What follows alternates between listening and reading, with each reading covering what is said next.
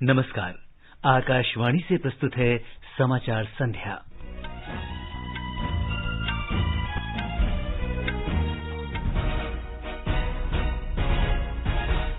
भारत में एक दिन में कोविड के रिकॉर्ड 9 लाख से अधिक नमूनों की जांच। कोरोना से मृत्यु की दर घटकर 1.90% हुई। बैंकों ने कोविड-19 महामारी की समस्या से राहत देने के लिए आपात ऋण गारंटी योजना के तहत 1,50,000 करोड़ रुपए से अधिक के ऋण मंजूर किए। सरकार ने आत्मनिर्भर भारत के तहत 1 लाख करोड़ रुपए से अधिक की ऋण सीमा के 1 करोड़ 22 लाख किसान क्रेडिट कार्ड की मंजूरी दी। वंदे भारत मिशन के तहत अब तक विभिन्न देशों में फंसे 11 लाख से अधिक भारतीयों को स्वदेश लाया गया और प्राग चैलेंजर टेनिस टूर्नामेंट के क्वार्टर फाइनल में भारत के सुमित नांगल का सामना स्विट्जरलैंड के स्टेनिस्लास वावरिंका से। समाचार संध्या में अपने सहयोगी वीरेंद्र कौशिक के साथ मैं सिद्धार्थ सिंह। देश में एक दिन में रिकॉर्ड 9 लाख से अधिक नमूनों की कोविड जांच की गई। स्वास्थ्य मंत्रालय के अधिकारी ने बताया कि देश प्रतिदिन 10 लाख नमूनों की जांच की ओर अग्रसर है। अब तक 3 करोड़ 25 लाख से अधिक नमूनों की जांच की जा चुकी है। देश में जांच सुविधाएं बढ़ाने और आसानी से जांच के लिए प्रभावी उपायों के कारण जांच की संख्या बढ़ाने में मदद मिली है। अब प्रति 10 लाख की जनसंख्या पर 23,600 से अधिक नमूनों की जांच की जा रही है। देश में अब तक करीब 21 लाख कोविड मरीज ठीक हो चुके हैं। अधिक से अधिक जांच, व्यापक निगरानी और प्रभावी जांच की नीति पर अमल के कारण ये संभव हुआ है। पिछले 24 घंटे में देश में 58,794 कोविड रोगी ठीक हुए। कोविड रोगियों के स्वस्थ होने की दर बढ़कर करीब 74% हो गई है। संक्रमण से मृत्यु का प्रतिशत घटकर 1.90 पर आ गया है। 30 राज्यों और केंद्र शासित प्रदेशों में मृत्यु दर राष्ट्रीय औसत से कम है। स्वास्थ्य मंत्रालय के अधिकारी ने बताया है कि पिछले 24 घंटों में लगभग 69,000 लोग संक्रमित हुए। इसके साथ ही कोरोना संक्रमित लोगों की संख्या 28,36,926 हो गई। इनमें से 6,86,395 मरीजों का इलाज चल रहा है। एक दिन में 977 लोगों की मृत्यु के बाद कोविड से मृतकों की संख्या 53,866 हो गई। दिल्ली की करीब 1/3 आबादी में कोविड-19 की एंटीबॉडी पाई गई है। स्वास्थ्य मंत्री सत्येंद्र जैन ने बताया कि हाल के सीरो सर्वे में 29.1% लोगों में कोविड-19 की एंटीबॉडी पाई गई है। दक्षिण पूर्व जिले में सबसे अधिक एंटीबॉडी का पता चला है। उन्होंने कहा कि वैज्ञानिकों के अनुसार आबादी के कम से कम 40% लोगों में एंटीबॉडी पाए जाने की स्थिति में ही इसे हर्ड इम्यूनिटी माना जाता है। उन्होंने नागरिकों से अपील की कि मौजूदा महामारी के मद्देनजर बचाव के सभी आवश्यक उपाय करें। अगस्त के पहले सप्ताह में दिल्ली में ये सीरो सर्वेक्षण कराया गया था। दूसरे चक्र के 2 सर्वेक्षण सितंबर और अक्टूबर के पहले सप्ताह में कराए जाएंगे। वाणिज्य और उद्योग मंत्री पीयूष गोयल ने कहा है कि चिकित्सा समुदाय ने राष्ट्र को गौरवान्वित किया है और दुनिया को दिखा दिया है कि भारत वैश्विक आदान प्रदान और व्यापार के मामले में भरोसेमंद सहयोगी बन सकता है। वे नई दिल्ली में आज भारतीय उद्योग परिसंघ CII के मिडटेक ग्लोबल शिखर सम्मेलन के 12वें अधिवेशन के उद्घाटन के अवसर पर बोल रहे थे। श्री गोयल ने कहा कि औषधि निर्माण उद्योग ने भारत और विश्व में औषधि आपूर्ति को सुनिश्चित करने के मामले में निरंतर प्रयासरत रहा है। उन्होंने कहा कि चिकित्सा उपकरण उत्पाद उद्योग ने कोविड-19 के खिलाफ लड़ाई में आवश्यक उत्पादों को स्वदेश में ही तैयार करने में कठिन परिश्रम किया है। श्री गोयल ने विश्वास व्यक्त किया कि भारत में सभी देशवासियों के लिए गुणात्मक चिकित्सा सामग्री और अन्य सुविधाएं उपलब्ध कराने को सुनिश्चित बनाया जाएगा। जल शक्ति मंत्री गजेंद्र सिंह शेखावत कोरोना से संक्रमित हो गए हैं। एक ट्वीट संदेश में उन्होंने इस बात की जानकारी दी। श्री शेखावत ने बताया कि चिकित्सकों की सलाह पर वे अस्पताल में भर्ती हो गए हैं। उन्होंने कहा कि जो लोग पिछले कुछ दिनों में उनके संपर्क में आए हैं वे अपनी जांच करा लें तथा आवश्यक सावधानी बरतें। नागालैंड में आज कोविड-19 के 25 नए मामलों की पुष्टि हुई, जिससे राज्य में अब मामलों की कुल संख्या बढ़कर 3,583 हो गई है। स्वास्थ्य और परिवार कल्याण मंत्री एस पंगनुफोम ने एक ट्वीट में बताया कि 827 नमूनों की जांच की गई, जिसमें 15 मामले दीमापुर से, 9 कोहिमा से और 1 मोन से है। इसके साथ ही राज्य में कुल सक्रिय मामले 1,600 48 हो गए, जबकि 1921 लोग स्वस्थ हुए। अब तक 7 लोगों की इस संक्रमण से मृत्यु हो चुकी है। महाराष्ट्र राज्य सड़क परिवहन निगम की अंतर जिला बस सेवाएं लगभग 5 महीने के अंतराल के बाद आज से शुरू हुई। हमारे संवाददाता ने बताया है कि महाराष्ट्र सरकार ने कल अंतर जिला बस संचालन को फिर से शुरू करने के लिए राज्य के स्वामित्व वाले उपक्रम की अनुमति दी थी। लगभग 5 महीनों के बाद मुंबई सेंट्रल डिपो से महाराष्ट्र राज्य सड़क परिवहन निगम की पहली अंतरजिला बस रत्नागिरी जिले के चिपलून के लिए सुबह लगभग 8:30 बजे 6 यात्रियों के साथ रवाना हुई। एसटी ने आज दोपहर 2 बजे तक राज्य भर में 721 बसों द्वारा 800 यात्राएं की। राज्य सरकार के निर्देश के अनुसार यात्रियों को एमएसआरटीसी बसों में अंतर जिला यात्रा के लिए अब ई पास अनुमति या किसी अनुमोदन की आवश्यकता नहीं होगी, जो पहले लॉकडाउन के मद्देनजर अनिवार्य थी। एमएसआरटीसी ने कहा कि यात्रियों के लिए कोविड-19 रोकथाम प्रोटोकॉल जैसे कि मास्क पहनना और सामाजिक दूरी बनाए रखने के दिशा निर्देशों का पालन करना अनिवार्य होगा। स्वीटी जैन, आकाशवाणी समाचार, मुंबई। उत्तर प्रदेश विधानमंडल का संक्षिप्त मानसून सत्र आज लखनऊ में शुरू हुआ। सत्र के दौरान कोविड-19 से संबंधित सभी सावधानियां बरती गई हैं। कार्यवाही के दौरान सामाजिक दूरी बनाए रखने के लिए सदस्यों ने मुख्य आगंतुक कक्ष और प्रेस गैलरी का भी इस्तेमाल किया। सभी विधायकों और विधान परिषद सदस्यों तथा कर्मचारियों का कोविड-19 परीक्षण किया जा चुका है। विधानसभा अध्यक्ष हृदय नारायण दीक्षित ने कहा कि कोरोना परीक्षण के बिना किसी को भी सदन में प्रवेश की अनुमति नहीं है। ब्यौरा हमारे संवाददाता से। विधानसभा की कार्यवाही शुरू होते ही संगठित सदन ने 4 वर्तमान और कई अन्य दिवंगत सदस्यों को अपनी श्रद्धांजलि अर्पित की। शोक संदेश पढ़ते हुए मुख्यमंत्री योगी आदित्यनाथ ने सदस्य श्रीमती कमल रानी वरुण, चेतन चौहान, वीरेंद्र सिंह सिरोही और पारसनाथ यादव को श्रद्धांजलि दी। इनमें से 2 सदस्य रहे मंत्रियों को कोविड-19 के चलते पिछले हफ्ते ही अपनी जान गंवानी पड़ी। सदन में पूर्व सदस्य और मध्य प्रदेश के गवर्नर रहे, प्रदेश के राज्यपाल रहे लालजी टंडन को भी श्रद्धा सुमन अर्पित किए गए। देश की रक्षा में अपने प्राण गंवाने वाले 20 शहीदों को भी सदन में श्रद्धांजलि दी गई। इसके अलावा कोरोना महामारी से लोगों की जान बचाते हुए अपना बलिदान देने वाले चिकित्सक, स्वास्थ्य और सफाई कर्मियों, पुलिस जवान, कोरोना योद्धाओं को भी श्रद्धांजलि दी गई। श्रद्धांजलि के बाद सदन कल तक के लिए स्थगित हो गया। इस सत्र में कई बिल प्रस्तुत करने के साथ वर्तमान वित्तीय वर्ष के लिए पहले अनुपूरक मांगों का प्रस्तुतिकरण और पारण किया जाएगा। MS यादव, आकाशवाणी समाचार, लखनऊ। आकाशवाणी से विशेषज्ञों की सलाह श्रृंखला में कोविड-19 के बारे में वरिष्ठ चिकित्सकों का परामर्श प्रसारित किया जाता है। आकाशवाणी समाचार से बातचीत में अखिल भारतीय आयुर्विज्ञान संस्थान एम्स दिल्ली के निदेशक डॉक्टर रणदीप गुलेरिया ने कोरोना संक्रमण का फैलाव रोकने के लिए सुरक्षित दूरी बनाए रखने और हाथों को साफ रखने जैसे एहतियाती उपायों का कड़ाई से पालन करने को कहा है। Regular hand washing should be done. You should avoid going to crowded places because if someone in the crowd is coughing and has the infection, he can spread to others in the crowded places. And if any member in your family has fever, cough, cold, he should stay at home and avoid going out so that he doesn't spread the infection to other people in the community.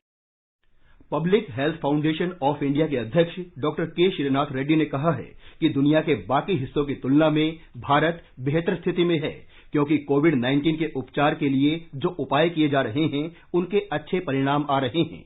अब तक जो नतीजे निकले हैं उससे पता चलता है कि ये वायरस का प्रभाव को रोकने में हम काफी कामयाबी हासिल कर चुके हैं दूसरे देशों के मुकाबले में। आज का हालात जो है उसमें कोई संशय नहीं है कि हमारा हालात दूसरे देशों के मुकाबले में बेहतर है। ये समाचार हमारी वेबसाइट newsonair.com/hindi और हमारे mobile app news on AIR पर भी उपलब्ध हैं। खुजली झटपट दूर करे, वो है जालिम लोशन, दांत को जो पल में हरे, वो है जालिम लोशन। पीढ़ियों से प्रचलित वही नाम वही काम, जालिम लोशन, चर्म रोगों का दुश्मन जालिम लोशन। सामान पैक कर दिया है, अपना ख्याल रखिएगा। और आप यहाँ परिवार का, माँ को अस्पताल लेके जाना है। और पैसे? अरे मैं ही तो जा रहा हूँ शहर, माँ का आयुष्मान भारत कार्ड तो यहीं छोड़े जा रहा हूँ ना। तो इससे यहाँ भी मुफ्त इलाज मिलेगा?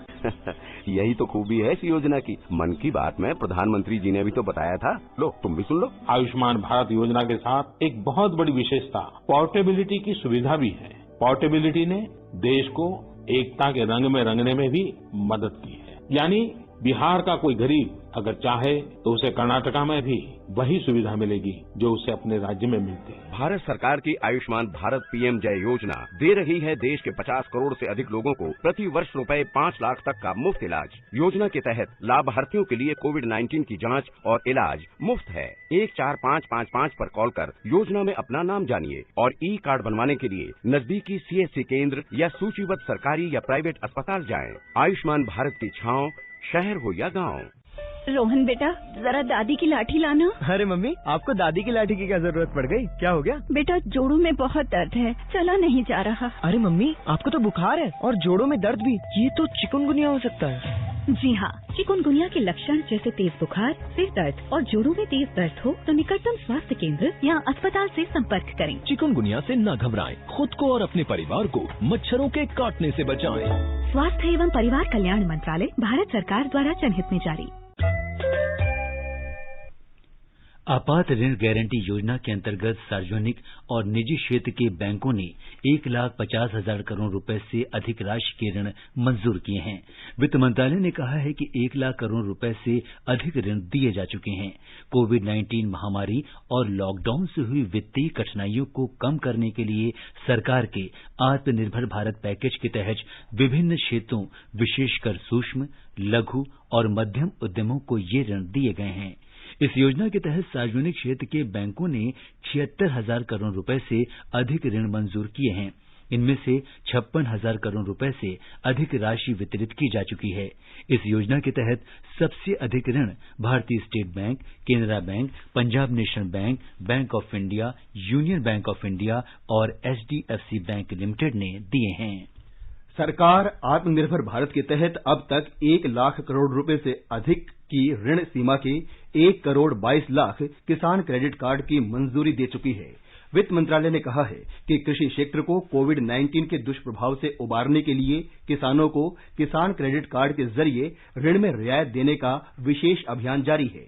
इससे ग्रामीण अर्थव्यवस्था को फिर से पटरी पर लाया जा सकेगा और कृषि क्षेत्र की वृद्धि दर तेज होगी। आत्मनिर्भर भारत पैकेज के तहत दिए जाने वाले रियायती ऋण से मछुआरों और डेयरी किसानों सहित 2 करोड़ 50 लाख से अधिक किसानों के लाभान्वित होने की आशा है। केंद्र शासित प्रदेश जम्मू कश्मीर में कृषि और बागवानी विभाग में प्रधान सचिव नवीन कुमार चौधरी ने आज प्रधानमंत्री विकास पैकेज और एकीकृत बागवानी विकास अभियान तथा केंद्र सरकार की अन्य विकास परियोजनाओं की समीक्षा की। ये समीक्षा कृषि और बागवानी क्षेत्र में आत्मनिर्भर भारत के अनुरूप की गई। श्री चौधरी ने बागवानी और कृषि क्षेत्र में इन योजनाओं के अंतर्गत योजनागत व्यय पर चर्चा की और लक्ष्य हासिल करने पर जोर दिया। प्रधान सचिव ने केंद्र शासित क्षेत्र के अधिकारियों को जिला स्तर पर बागवानी के क्षेत्र में मानचित्र बनाने के भी निर्देश दिए। सरकार ने कहा है कि गरीब कल्याण रोजगार अभियान के तहत तकरीबन 21 करोड़ कार्य दिवस का रोजगार उपलब्ध कराया गया है और 16,760 करोड़ रुपए खर्च किए गए हैं। ये अभियान ग्रामीण क्षेत्रों में कोविड-19 के प्रकोप से प्रभावित लोगों और प्रवासी मजदूरों को आजीविका के अवसर उपलब्ध कराने के लिए शुरू किया गया है। ग्रामीण विकास मंत्रालय ने कहा है कि ये अभियान 6 राज्यों में अपने मूल स्थानों को लौटे प्रवासी मजदूरों को रोजगार उपलब्ध कराने के लिए चलाया जा रहा है। इन राज्यों में बिहार, झारखंड, मध्य प्रदेश, ओडिशा, राजस्थान और उत्तर प्रदेश शामिल हैं। मंत्रालय ने कहा है कि इस अभियान से इन राज्यों के 116 जिलों में आजीविका के अवसर उपलब्ध होने से ग्रामीण सशक्त हो रहे हैं। आगे बढ़ने से पहले मुख्य समाचारों पर एक नजर। भारत में एक दिन में कोविड के रिकॉर्ड 9 लाख से अधिक नमूनों की जांच, कोरोना से मृत्यु की दर घटकर 1.90% हुई। बैंकों ने कोविड-19 महामारी की समस्या से राहत देने के लिए आपात ऋण गारंटी योजना के तहत 1,50,000 करोड़ रुपए से अधिक के ऋण मंजूर किए। सरकार ने आत्मनिर्भर भारत के तहत 1 लाख करोड़ रुपए से अधिक की ऋण सीमा के 1 करोड़ 22 लाख किसान क्रेडिट कार्ड की मंजूरी दी। वंदे भारत मिशन के तहत अब तक विभिन्न देशों में फंसे 11 लाख से अधिक भारतीयों को स्वदेश लाया गया। और प्राग चैलेंजर टेनिस टूर्नामेंट के क्वार्टर फाइनल में भारत के सुमित नागल का सामना स्विट्जरलैंड के स्टेनिस्लास वावरिंका से। रसायन और उर्वरक मंत्री डीवी सदानंद गौड़ा ने कहा है कि औषधि विभाग ने देश में दवा उद्योग की घरेलू क्षमता के विकास का उचित माहौल बनाने के लिए कई कदम उठाए हैं। उन्होंने बताया कि प्रधानमंत्री नरेंद्र मोदी ने हाल ही में कहा कि भारत का फार्मा उद्योग न केवल देश में बल्कि पूरी दुनिया के लिए एक संपदा है। भारतीय दवा उद्योग ने विकासशील देशों में दवाइयों की कीमतें घटाने में प्रमुख भूमिका निभाई है। केंद्रीय मंत्री ने भारतीय उद्योग परिसंघ के 12वें मिडटेक वैश्विक सम्मेलन में कहा कि सरकार देश की औषधि सुरक्षा को मजबूत करने के लिए दवा उद्योग की आत्मनिर्भरता के लिए प्रतिबद्ध है। सरकार ने देश में 3 औषधि पार्क और 4 चिकित्सा उपकरण पार्क विकसित करने के लिए योजनाएं शुरू की हैं। देश में इन पार्कों के लिए बुनियादी ढांचा विकसित करने में सहयोग देने के अलावा सरकार दवा और चिकित्सा उपकरण बनाने के लिए प्रोडक्शन लिंक इंसेंटिव की शुरुआत भी करेगी। श्री गौड़ा ने बताया कि इन पार्कों से तकरीबन 77,900 करोड़ रुपए का निवेश आने की संभावना है। इनमें 2,55,000 लोगों को रोजगार के अवसर भी मिलेंगे।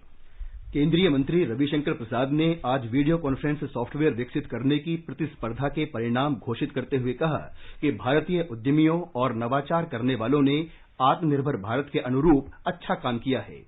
उन्होंने विजेताओं के नाम घोषित करते हुए कहा कि 4 महीनों के भीतर ही वीडियो कॉन्फ्रेंस के कुछ विश्वस्तरीय सॉफ्टवेयर सामने आए हैं। उन्होंने कहा कि सॉफ्टवेयर उत्पाद और मोबाइल ऐप अर्थव्यवस्था को व्यापक स्तर पर विकसित करने के लिए सरकार प्रतिबद्ध है और इसके लिए बड़े प्रयास किए जाएंगे। इलेक्ट्रॉनिक्स और सूचना प्रौद्योगिकी मंत्रालय ने 12 अप्रैल को डिजिटल इंडिया अभियान के तहत वीडियो कॉन्फ्रेंसिंग सॉफ्टवेयर विकसित करने की स्पर्धा घोषित की थी। ये स्पर्धा स्टार्टअप्स, उद्योग और विशेषज्ञों के लिए खुली थी।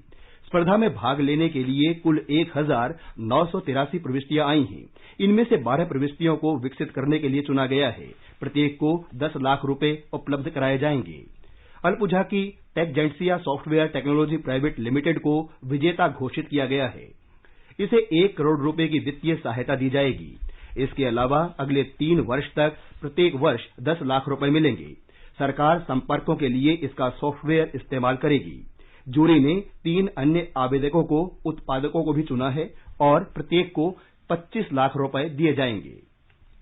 देश की एकता और अखंडता में योगदान के क्षेत्र में दिए जाने वाले सर्वोच्च नागरिक सम्मान सरदार पटेल राष्ट्रीय एकता पुरस्कार के लिए ऑनलाइन नामांकन की प्रक्रिया की अवधि 31 अक्टूबर तक बढ़ा दी गई है।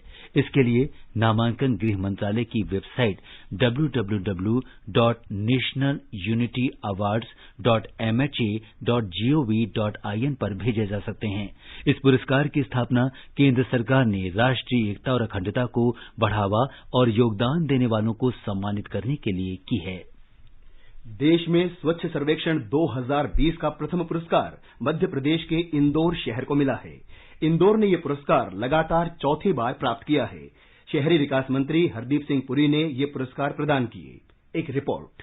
केंद्र सरकार ने स्वच्छ सर्वेक्षण की शुरुआत व्यापक पैमाने पर नागरिकों की भागीदारी और देश का सबसे स्वच्छ शहर बनने के लिए प्रतिस्पर्धा की भावना को बढ़ावा देने के उद्देश्य से की गई थी। 4,242 शहरों के सर्वेक्षण के लिए इस साल करीब 1,87,00,000 लोगों ने भाग लिया। गंगा नदी के किनारे बसे हुए शहरों में वाराणसी को सबसे स्वच्छ शहर का पुरस्कार मिला। वहीं नई दिल्ली को देश की सबसे स्वच्छ राजधानी शहर के लिए पुरस्कृत किया गया। छत्तीसगढ़ को 100 से अधिक शहरों वाले राज्यों की श्रेणी में पहला स्थान मिला, जबकि झारखंड को 100 से कम शहरों वाली राज्य की श्रेणी में प्रथम पुरस्कार मिला है। जालंधर छावनी बोर्ड को देश के सबसे स्वच्छ छावनी बोर्ड का पुरस्कार दिया गया है। 40 लाख से अधिक आबादी वाले सबसे स्वच्छ शहरों में गुजरात का अहमदाबाद सबसे ऊपर रहा। दीपेंद्र कुमार, आकाशवाणी समाचार, दिल्ली।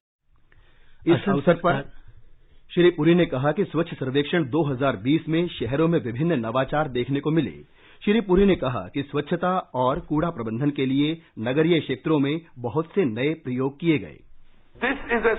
ये योजना सफलता के कीर्तिमान स्थापित कर रही है। हम न केवल महात्मा गांधी को श्रद्धांजलि देने में कामयाब रहे, बल्कि हमने व्यापक और महत्वाकांक्षी उद्देश्य को भी प्राप्त किया। ये केवल दिखावे भर का सवाल नहीं था, बल्कि लोगों के व्यवहार में बदलाव लाना भी इसमें शामिल था।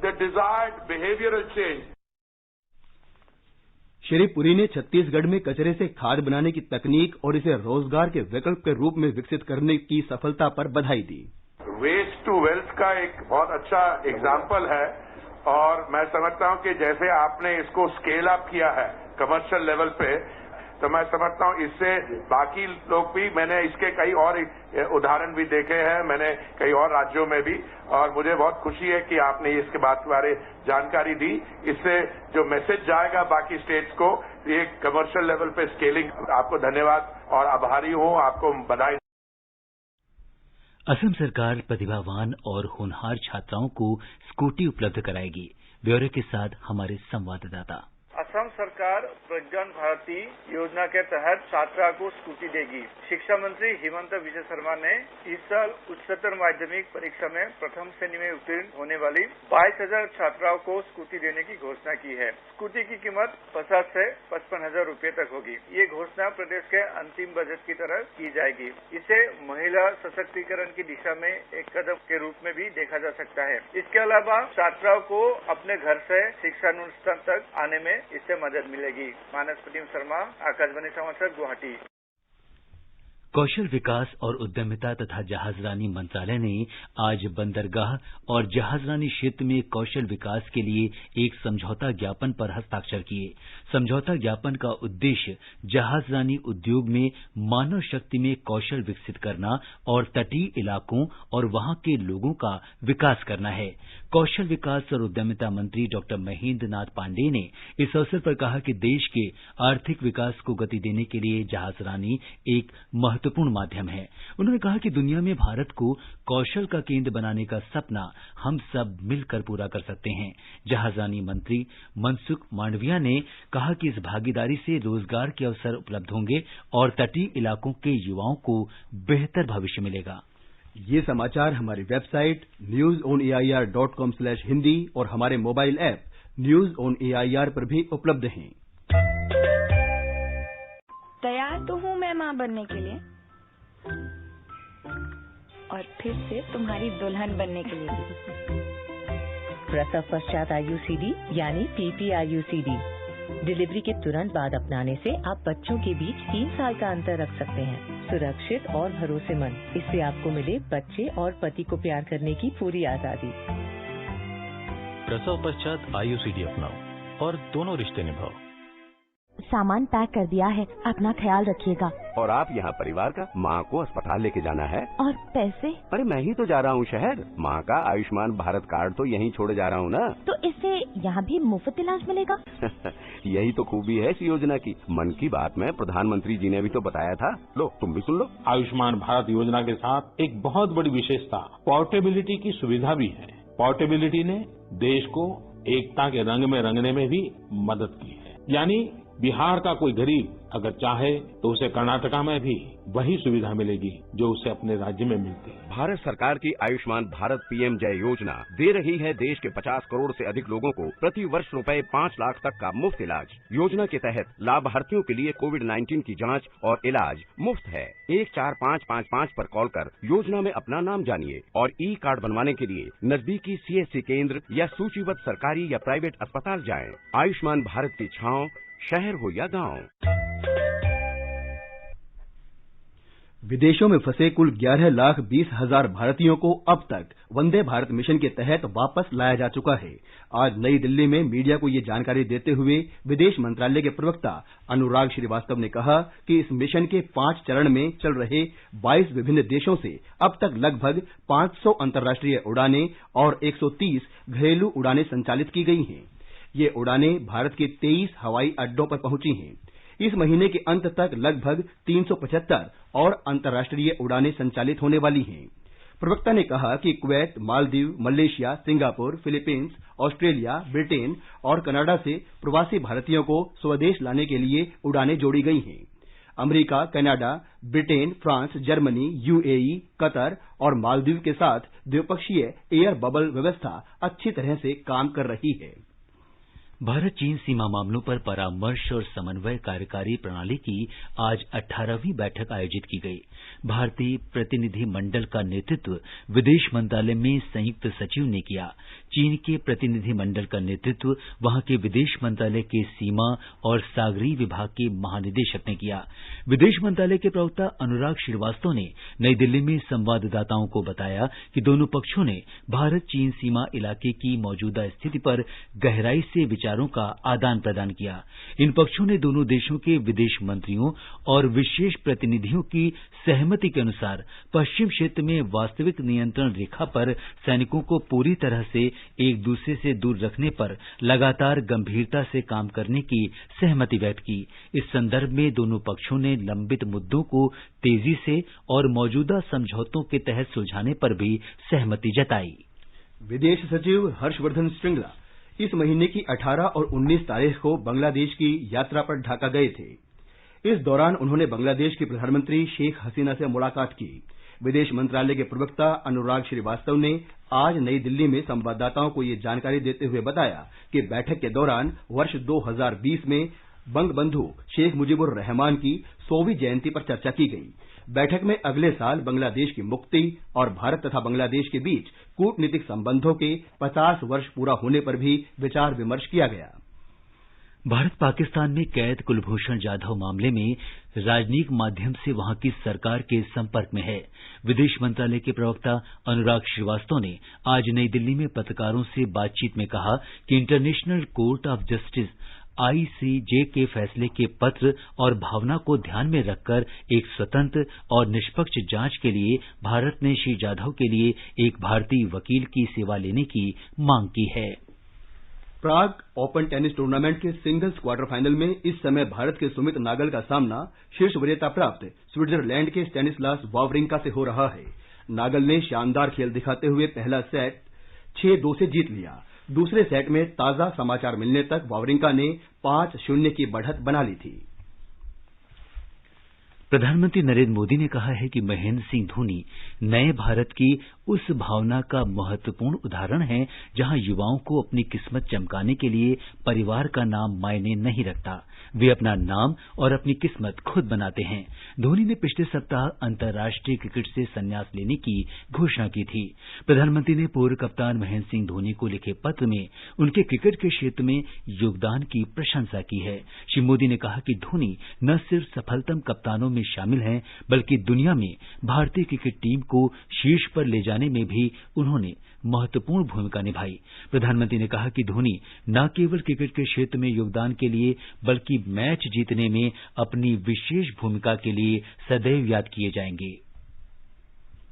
बिहार में बाढ़ प्रभावित इलाकों में स्थिति अब भी गंभीर बनी हुई है। गंडक नदी का पानी सारण और गोपालगंज जिलों के नए क्षेत्रों में प्रवेश कर गया है, जबकि गंगा नदी का पानी पटना, भागलपुर और खगड़िया जिलों के निचले क्षेत्रों में फैल रहा है। राज्य के 16 जिलों की 1317 पंचायत के 81 लाख से भी अधिक लोग बाढ़ की चपेट में हैं। राज्य का सबसे अधिक प्रभावित जिला दरभंगा है, जहां 20 लाख से ज्यादा लोग बाढ़ का दंश झेल रहे हैं। प्रदेश के विभिन्न स्थानों में राष्ट्रीय और राज्य मार्गों के क्षतिग्रस्त होने से यातायात बाधित हो गया है। विभिन्न जिलों के 130 प्रखंडों के गांव का संपर्क जिला मुख्यालय से टूट गया है। और अब एक नजर कल के मौसम पर। राष्ट्रीय राजधानी दिल्ली में हल्की बारिश के साथ बादल छाए रहेंगे। न्यूनतम तापमान 25 और अधिकतम 32 डिग्री सेल्सियस के आसपास रह सकता है। मुंबई में आमतौर पर भारी बारिश के साथ आसमान में बादल छाए रहेंगे। चेन्नई में सामान्य तौर पर बादल छाए रहेंगे और सामान्य बारिश या बूंदाबांदी हो सकती है। उत्तर भारत में केंद्र शासित प्रदेश जम्मू कश्मीर के जम्मू में शहर में आंशिक रूप से बादल छाए रहेंगे। न्यूनतम तापमान 25 डिग्री सेल्सियस और अधिकतम तापमान 34 डिग्री के आसपास बना रहेगा। श्रीनगर में न्यूनतम तापमान 19 जबकि अधिकतम 30 डिग्री सेल्सियस रह सकता है। लद्दाख में बारिश के साथ तूफान की संभावना के साथ आंशिक रूप से आसमान साफ रहेगा। तापमान 18 से 30 डिग्री सेल्सियस के बीच रहेगा। गिलगित में तापमान 18 से 36 डिग्री सेल्सियस के बीच रहेगा। मुजफ्फराबाद में बारिश के साथ गरज की होगी। तापमान 20 से 35 डिग्री सेल्सियस के बीच रहेगा। अंत में मुख्य समाचार एक बार फिर। भारत में एक दिन में कोविड के रिकॉर्ड 9 लाख से अधिक नमूनों की जांच। कोरोना से मृत्यु की दर घटकर 1.90% हुई। बैंकों ने कोविड-19 महामारी की समस्या से राहत देने के लिए आपात ऋण गारंटी योजना के तहत 1,50,000 करोड़ रुपए से अधिक के ऋण मंजूर किए। सरकार ने आत्मनिर्भर भारत के तहत 1 लाख करोड़ रुपए से अधिक की ऋण सीमा के 1 करोड़ 22 लाख किसान क्रेडिट कार्ड की मंजूरी दी। वंदे भारत मिशन के तहत अब तक विभिन्न देशों में फंसे 11 लाख से अधिक भारतीयों को स्वदेश लाया गया। और प्राग चैलेंजर टेनिस टूर्नामेंट के क्वार्टर फाइनल में भारत के सुमित नांगल का सामना स्विट्जरलैंड के स्टेनिस्लास वावरिंका से। इसके साथ ही समाचार संध्या का ये अंक समाप्त हुआ। नमस्कार।